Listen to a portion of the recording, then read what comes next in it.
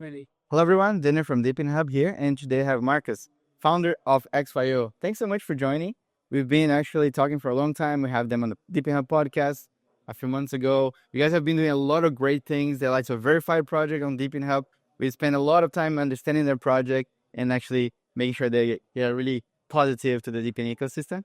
Thanks so much for joining. The first thing I'd like you to do is introduce yourself and briefly talk about XYO.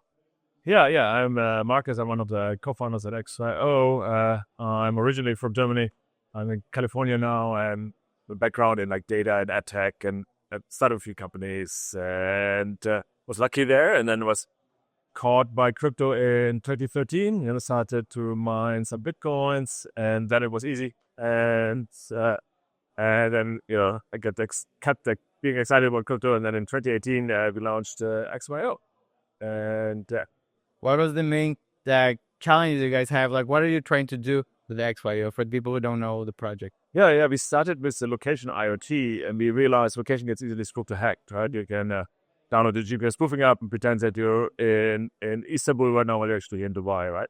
And that's a problem for most apps on your phone or for self-driving cars, smart cities, and so on. And so we created this IoT network of where those devices do cryptographic handshakes and basically prove each other's location. And then on top of that, we built more and more technology, right? And today we do still this proof location or certainty-driven location, and then but also we have a proof of origin, so we prove that data is valid and correct. And today we have a very large network. We have more than 8 million nodes, and we collect really any data, be it like a temperature sensor or offline data, and any data that we validate and verify. And we give it to Web3 companies.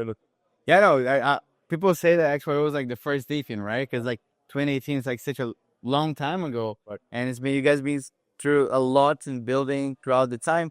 Recently, you had a big announcement, and maybe you can talk to people as well. Yeah. For the last 7 years, we were building and building. And we always try to avoid building a layer 2 or layer 1, right? Because we can connect with the ecosystem with this middleware technology and just connect with everyone. And then we have more and more data running through our network. And it was really, really hard to manage data because, as you know, most crypto systems or layer 1s are not made for data, right? They are made for transactions. And so data is very expensive. If you try to store anything on Ethereum or Solana, good luck even storing a picture. And so our layer 1 is a hyper-performant data layer 1. It's for DePINs, RWAs, AI, and really anyone who's dealing a lot of this data. It will make anything around data much cheaper and more performant. We launched it at the end of this quarter, and then also we just announced 2 weeks ago that we're going to have a new token as well. It's called XL1. It's basically the yin and the yang. So it's the XL1 token. It's an internal token. The XYO layer 1, right? It runs the transactions and the gas and everything inside. And the XYO token is the external part of that, which is for the DePIN ecosystem, DePIN rewards, staking, governance, and all the things you already know about XYO. You guys are built so much for so long. I think for even for crypto years, you're like a grandfather, right? What are the lessons that you guys learned in terms of what are the most challenging things they've done so far in this ecosystem? Yeah. We started in a bear market, that taught us a good lesson, I think, from the beginning. It's build something which makes sense and which is resilient. If you saw a lot of crypto projects then, which launched just before us in 2017, doing something called the ICO boom, when everything was bananas, like 2020. Yeah, nice. It was 2021, but even crazier, and so we said, okay, we need to build something which really works, which is sustainable.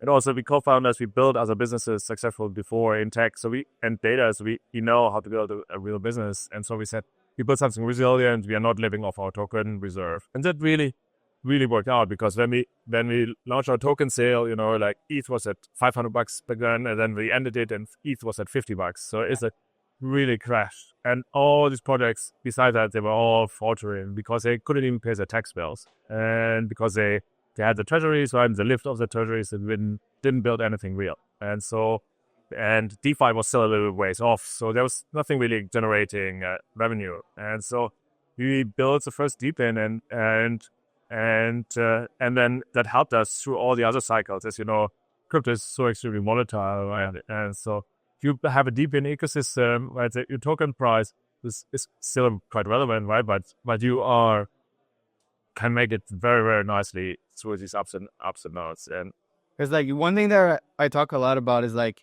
when you're building a company, or I mean, DePIN, a crypto project, is a company. It needs to have a business model. It needs to have revenue, different than a lot of Ponzonomics projects in crypto out there. And you guys been showing that by surviving all these cycles, right?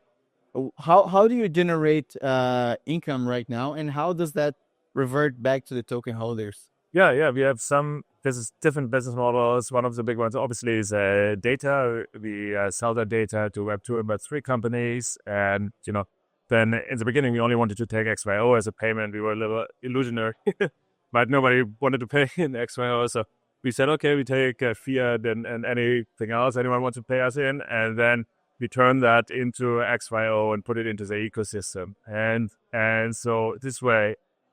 We bought a lot of XYO over the years, and we also burned a lot of XYO. We burned more than 86% of our token supply, and so the token is doing really well.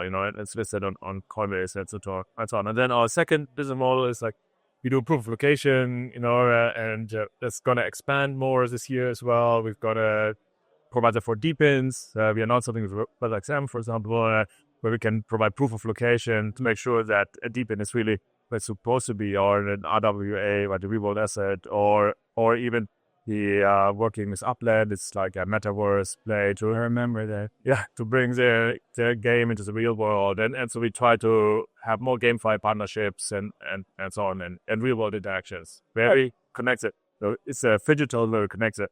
Physical and the virtual worlds. Because I think what you guys build can be used for a lot of. There's more and more games that use like real location, like Pokemon Go, for example, right? So the solution that you build is perfect for that. Yeah. Is there any other games that you're talking to that people are thinking is interesting to use that? Yeah. Funny thing, I spoke with Niantic maybe 3-4 times in like 2018 and 2019, and I said I have friends which sit in the basement and they are getting the Pokemon Go from the Saharas, and like how can that be, Why aren't they able to solve this? You guys have billions of dollars in market cap here, but we can help you. And then they were like, no. Yeah, exactly. They're you must be drug dealers. And that's yeah. And Pokemon Go was a success regardless, but I think it can destroy a lot of game mechanics. And yes, we're talking with a bunch of them, not only with games, but also with a lot of consumer brands, which are gonna do connected clothing and ads. That's where is the majority of the community right now? Because you have all around the world. Yep. I remember like a lot of truck drivers using it a lot and people like that. Where is the main part of the community? Because we started in the US, I think the main part is US and Canada, but we have super large communities in like Asia, Europe, Africa, everywhere. I just had a Forbes article which showed our African ecosystem, and we have about 500,000 nodes in Africa, and we are very excited about that, because there specifically we can provide a lot of value versus the income level, and so I think DePIN is going to be very transformational. And it's also frictionless, right? Like everybody has a phone; it's very easy to start using. Right. You don't need to buy more devices, so you can easily tap into so many people around the world effortlessly. You're right. So that's pretty cool. What is the next milestones you guys want? Because you guys did so much, right? Like the token and now the blockchain, the layer one. What's next? Yeah, so the layer one release, and then the XL1 token, and that ecosystem. We are gonna have new super exciting tokenomics. We partly release them, and our community is excited. I don't know if you saw like on Friday or Thursday, our token price like jumped 100%, and we were listed on Bithumb on the same day. So it was a good day, and so we are excited to bring that out, and then we have a bunch of new partnerships in the works, and we are very excited about that.